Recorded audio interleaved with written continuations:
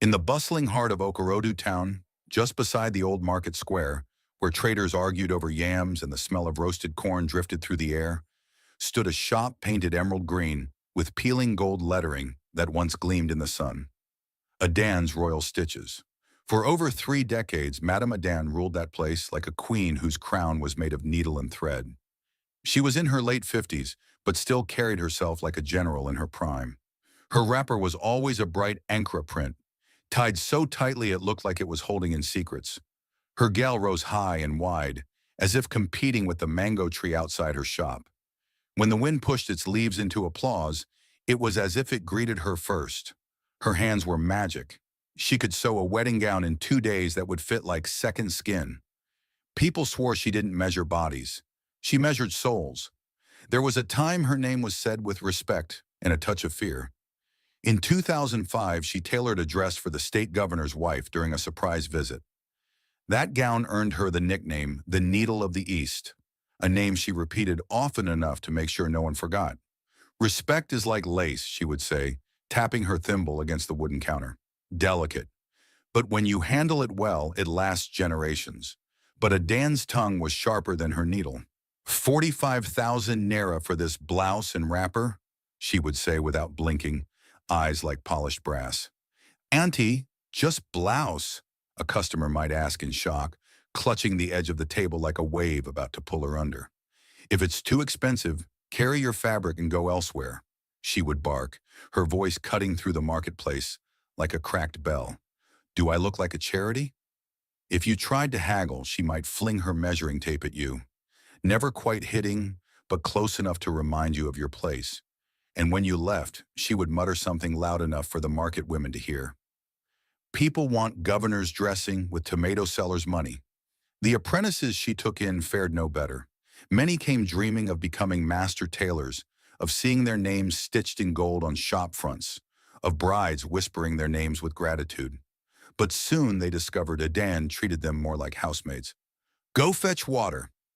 Wash my clothes before you think of touching the sewing machine. Have you swept? You want to sew inside a pigsty? By the time the chores were done, they were too exhausted to even thread a needle. When it came to cutting fabric, the heart of tailoring, she never allowed them to watch. She would vanish behind a curtain, scissors whispering secrets, and return with the pieces already shaped. If an apprentice dared to ask how she calculated curves without leaving chalk marks, she would glare at them as if they'd asked her age. Most apprentices left within weeks, carrying home only calloused hands and bitter memories. The bold ones left with small burns from an iron too hot and a dream too singed to keep. Yet for all the bitterness, Adan's shop remained the place everyone went, because in markets like Okorodu's, reputation is a bridge people cross even when the planks creak. Morning in Okorodu always stretched like warm rubber. Malambala would lay out his sacks of grains, millet like tiny moons, rice like spilled teeth, while Mama Bintu arranged plantains in elegant arcs, gossip traveling from her lips to the next stall like a baton. The Okada riders revved sleep out of their bikes, arguing over who knew the fastest back routes through the town's veins. A woman selling akara sang to her sizzling oil. A baby joined in, off-key but determined. And above it all, somewhere, a radio preached politics, pepper soup, and prayer in quick succession. Adan stood in her doorway every morning with a ruler tucked behind her ear like a soldier's cutlass. She greeted no one first. People greeted her, and even the mango tree seemed to bow, dropping a fruit now and then, like offering. The emerald paint on her sign had long begun to flake, but the proud gold letters still shouted, Adan's Royal Stitches. Even when the sun hit it at a bad angle, the words glowed. It was on a heat-thick afternoon, when the ground shook with the laughter of bargaining and the air smelled of burnt sugar and diesel, that a white Toyota Hiace van rolled into Okorodu and parked directly opposite Adan's shop. The town exhaled, then held its breath. Out stepped a young woman, perhaps in her late 20s, in jeans, white sneakers that still remembered the shop they were bought from, and a neatly tied head wrap. She moved with quiet confidence and greeted everyone with a warm smile that made you remember your own name. That same evening, a new signboard appeared directly opposite Adan's, Lulu's Touch, Fashion with Love. The signboard was simple and clean, painted in a soft cream with cocoa brown lettering. No shouting, no gold. Just a small drawing of a needle threading a heart.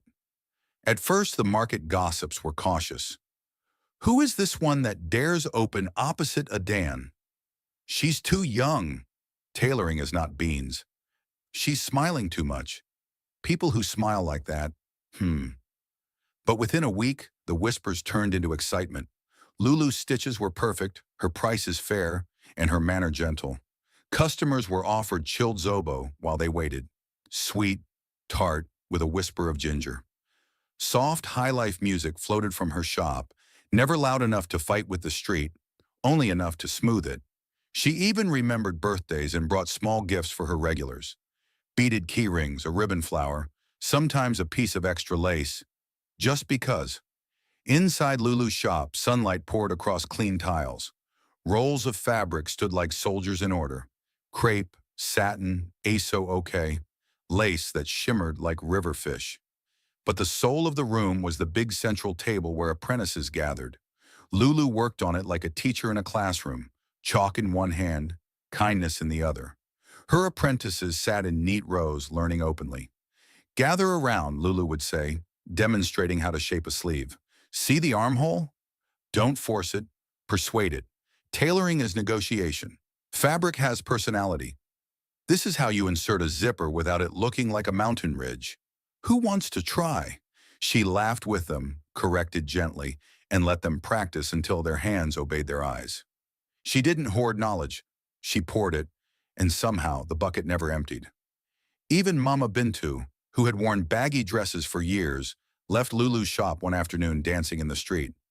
"Ah, this dress hugged me like my late husband," she shouted, causing a small traffic jam of laughter.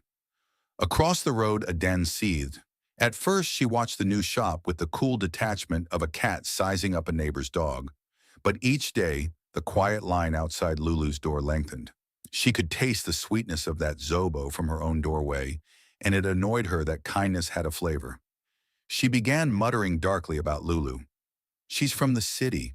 Some rich man is bankrolling her. She has come to spoil our daughters with fancy ideas. Too much smiling. Tailors that smile like that will put extra seams in your bill." People heard her, nodded politely, then returned to Lulu's.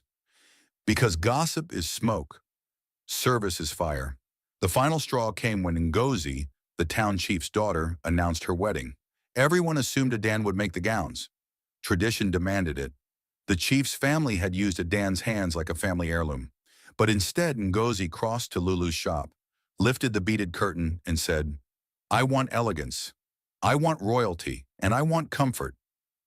"You've come to the right hands," Lulu replied. "Bring your dreams. We will measure them too." From that day, Adan's jealousy hardened into something dangerous. She felt it like a pebble in her shoe she refused to remove, limping and insisting she walked fine. At night, Adan lay awake on her raffia mat, counting old victories instead of sheep. She remembered the governor's wife laughing at one of her jokes, or maybe the governor's wife had just laughed at the weight of her own jewelry. Remembered the applause when a bride entered her reception hall like a comet. She remembered mothers blessing her in front of their daughters. All those memories flickered like friendly ghosts. Yet whenever she closed her eyes, she saw Lulu's signboard, "Fashion with love."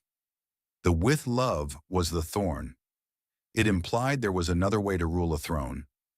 One evening, after most shops had closed, Adan called two boys from the back alleys. They came instantly, as shadows do when the light tilts right. One was skinny with elbows like punctuation marks. The other had a scar over his eyebrow that made him look perpetually surprised. "Tomorrow night," Adan whispered, "you will sneak into that Lulu shop. Take her measurement book. Without it, she will be lost." The boys nodded the way people nod when they smell money. They vanished into the kind of darkness that knows every market crack. But the next day, Lulu's shop ran as smoothly as ever. She laughed when told about the theft, the sound quick and bright. "They took my old book," she said, wiping her palms on her jeans. "I keep copies." "Copies?" The market hummed. People glanced at Adan's shop. A few eyes carried pity the way a tray carries cups. Across the road, Adan nearly tore her wrapper in frustration. She had always prided herself on how a single measuring tape, A single dog-eared book and a single set of hands were all she needed. Yet this girl, this child, had backups, systems, and enough calm to look sabotage in the eye and sit at a chair. She tried another trick. She sent a customer, a loud woman with jangling bangles, to demand an impossible outfit. A full bridal gown in one day, with beadwork and hand embroidery. Lulu smiled, the type of smile that tastes the demand and hums a soft tune. Ah, my sister, we don't do magic here, but we do miracles with time. Give me 3 days and I'll make it worth the wait. The woman went home muttering about small girl with big grammar, but returned after 3 days wearing the most beautiful gown the market had ever seen. It had a back that dipped like a question you wanted to answer. The beadwork was delicate, not noisy. It whispered wealth instead of screaming it. That girl's hand is blessed, the woman said quietly, voice stripped of its usual iron. Even envy paused on the roadside to adjust its shoe. Meanwhile, Lulu's shop became a small school. Apprentices who once fetched water and swept floors now traced patterns over brown paper, pinning, unpinning, learning the gentle violence of correction. "Chica," Lulu said one morning to a shy apprentice with fingers that trembled, "you are stabbing the fabric. Look again. The cloth is alive. Treat it as you wish to be treated, Chica, who had once carried Adan's lunch and ironed her wrappers until the steam made her dizzy." Blinked. "So, I should persuade the needle?" "Exactly," Lulu grinned. "A needle is a negotiator. Like those women that price fish?" Another apprentice, Sade, asked, making the room laugh. "Precisely. But your needle must be respectful. Even fish have dignity." They laughed again, then settled into the hushed music of stitching. Outside, life kept moving. Kids chased a rubber ball shaped like opportunity. A preacher argued with a beer seller about Moses. A goat decided a bowl of peeled oranges belonged to it and stomped off with new swagger. Adan's bitterness grew teeth. She tried to swallow it, it bit her tongue. She stood one afternoon in her doorway, ruler now feeling heavy, watching Lulu pin a bodice on a mannequin while speaking to a client. The scene bothered her. Knowledge in public, secrets on display, love as a business model. She thought of her own apprentices, faceless in her memory because she had never truly looked. The thought slammed shut like a stubborn drawer. Better to be feared, she told herself. Fear is faster than love, but envy is a poor companion. It does not bring food to your table. It eats your portion and asks for more. Adan decided she needed something darker, the kind of solution that doesn't ask for permission, just consequence. She visited Mama Ezina, the old herbalist who lived by the swamp, where the frogs sang warnings at dusk. Mama Ezina's compound smelled of smoke and wet leaves. Calabashes lined the wall like patient guardians. Her eyes were small but bright. She wore wrappers the color of secrets. When Adan entered, the old woman chuckled before a word was spoken. "Jealousy is like pepper," Mama Ezina said, before Adan could utter the request. "Sprinkle small, it adds flavor. Pour too much, it burns your own tongue." "I did not come for proverbs," Adan snapped, though the proverb had already perched on her shoulder. "That girl is blocking my destiny. Give me something to finish her work." "You have finished your own work," Mama Ezin replied softly. "You finished it the day you refused to teach the ones who called you mother. But if you insist..." She reached for a small calabash with strange dried leaves inside. They smelled like something the earth tried to hide, but the wind exposed. "Boil this at midnight. Sprinkle the water on her shop's doorstep before dawn. She will fall ill and close down. Or so you will believe. I only sell leaves. What people buy is their own reflection," Adan paid, angered at the old woman's riddles, yet clinging to the promise like a child to a rag doll. That night, when the town lay under a blanket of insect songs and moonlight, she did as told. She boiled the leaves. The water turned the color of jealousy. Before the first cock crowed, she poured it on Lulu's threshold and whispered curses into the morning air. Her words were brittle, like a broom too often used. But when Lulu opened her shop, she swept the floor singing a church chorus. "Every day is a gift," she said to no one in particular, tossing the damp leaves into the bin with the casual authority of someone who understands what to keep and what to throw away. She brewed zobo as usual, the ginger singing louder that morning. By noon, business was booming. The kind of booming that sits low and steady, not flashy, not arrogant, just sure. Rumors ran through the market like quick children.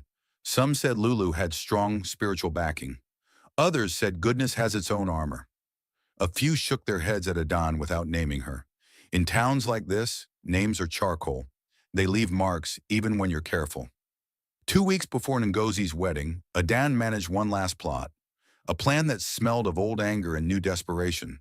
She bribed a delivery man to accidentally switch fabric bundles.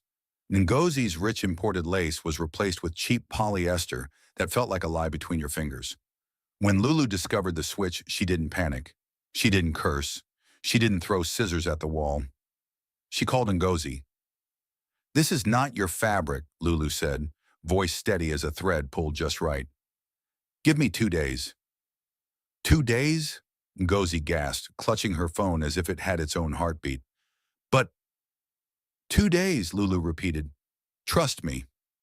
Then she worked night and day, using her own saved fabrics, materials she had planned for her shop's anniversary display. She unrolled yards that shimmered like river water under moonlight and paired them with beadwork that caught the sun in 1,000 tiny sparks. Her apprentices begged to help more than usual. She guided them like a conductor, dividing tasks with precision and love. Chica handled the delicate applique. Sad stitched the corset bones until the bodice stood like good posture. They took turns brewing tea for Lulu's tired eyes and rubbed their wrists with shea butter when the needles protested. Lulu's head wrap loosened by dawn, but her smile never did. Across the street, Adan pretended to be busy. She refolded fabrics that didn't need folding, counted needles that had already been counted. The market, sensing a storm in a teacup, watched both shops. Even the mango tree held its breath. On the wedding day, Ngozi stepped out in a gown so stunning the whole market gasped. The dress moved like it had its own understanding of music. The train flowed without dragging. The sleeves kissed her arms without clinging. The beating was not a shout, but a series of small, intelligent nods. Mothers blinked away tears they didn't plan to shed. Men who claimed they didn't care about gowns found themselves describing necklines and silhouettes with the seriousness of weather reports. Even the wind paused to look. The chief himself, Ngozi's father, a man whose voice could silence a quarrel from across the square, crossed the road to Lulu's shop to say thank you. "You saved my daughter's joy," he said, his deep voice suddenly soft. "You did not only sew a dress, you stitched dignity." Lulu bowed slightly, palms together. "Thank you, sir. We only did our portion." That evening, half the market followed him to Lulu's door, with plates of yalaf, bottles of malt, and the kind of praise that tastes like fresh bread. People told stories of small kindnesses they had experienced in her shop. The extra inch added to a seam for comfort, the way she fitted dresses for pregnant women who still wanted to feel like queens, the way she repaired a zip for free because it was the zip that failed you, not you. Adan's shop, once buzzing, grew silent. Not all at once. Silence arrived in grains like sand entering a shoe. A regular postponed her fitting. Another decided to try the new girl this once. Her last apprentice, a boy with a laugh like clapping, walked across the road one afternoon with tears in his eyes. He didn't return. Someone said he was seen at Lulu's table learning how to set sleeves that looked like they had grown on the body that wore them. Within months, Adan sold the green shop and moved to a small stall at the edge of town, where the road tired into bush and the sky yawned wider. There she stitched simple repairs, a school uniform hem for 10 naira, a market woman's strap that snapped, a trouser seat embarrassed at the wrong moment. Some said she aged 10 years in one season. Others whispered that she sat alone at night, staring at her old measuring tape as if it were a river she should have crossed long ago.